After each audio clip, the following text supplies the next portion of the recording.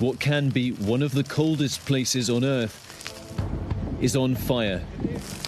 Gigantic infernos burning across Siberia on an unprecedented scale, a climate catastrophe.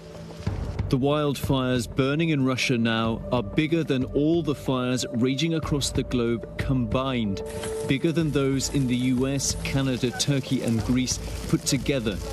This the view as passengers fly into Yakutia, a region 3,000 miles from Moscow. But in Siberia, before you can fight wildfires, first you have to get to them. So we're driving out now, hopefully to try and reach one of the fire teams that are working near the village. We've got to drive over this dirt road. See, it's not really a road.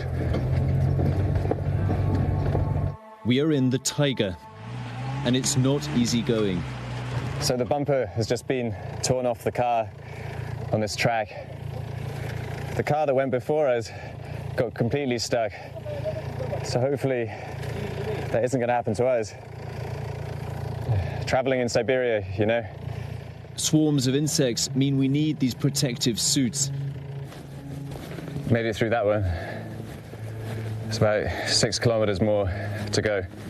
We have come to Yakutia because it's one of the front lines of climate change.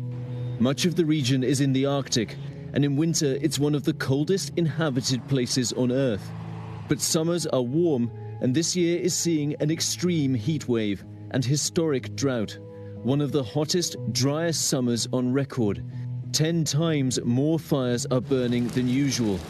Smoke from them has reached Alaska, and for the first time in history, the North Pole. So this is where we were trying to get to, a camp where the guys are basically going out and trying to fight the fires. Say they don't have enough equipment, they have a tractor over there that's broken down because it doesn't have enough oil. This group from Russia's forestry fire service, known as Aviales Akhrana, have been here for nearly a month. It is a vastly unequal fight. They say they are short of men and equipment.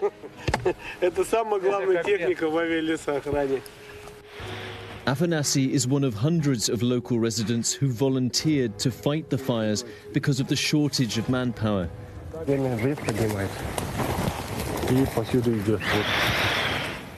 He's saying if the wind gets up, that will already start to spread all over the trees here. Within 10-15 minutes, it could be everywhere, really. Я не припоминаю, вот 40 лет живу, не припоминаю, чтобы такой был пожар большой. The team's main tools are digging trenches and controlled burns like this. Так бы ловим. Загоняем обратно кракена в клетку. But there is only so much they can do. То есть вон, солнца не видно. Да. Много очень работы. Не успеваем, народу немного, а площади большие. When the wind gets up, the fire spreads rapidly. Here, another group forced to retreat.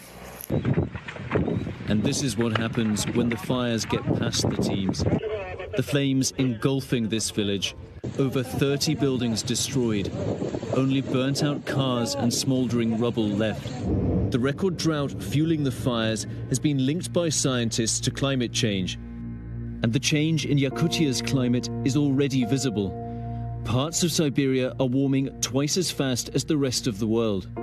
The smog's really bad this morning. You can really feel it in your eyes and in your throat. People have spent nearly a month struggling in the dirty air. Уже утро, днем не выходим, утром только, днем как сказать, в доме сидим вообще. Дышать трудно, много дождей было раньше. И сейчас? А сейчас вообще дождей нету. В этом году вообще нету. All this smoke is a problem far beyond Russia. The fires are releasing record quantities of carbon dioxide. This year, already more than Britain's entire annual CO2 emissions, based on an estimate by a European Union agency. You really feel the scale of the fire here. This whole area burned only about 3 weeks ago.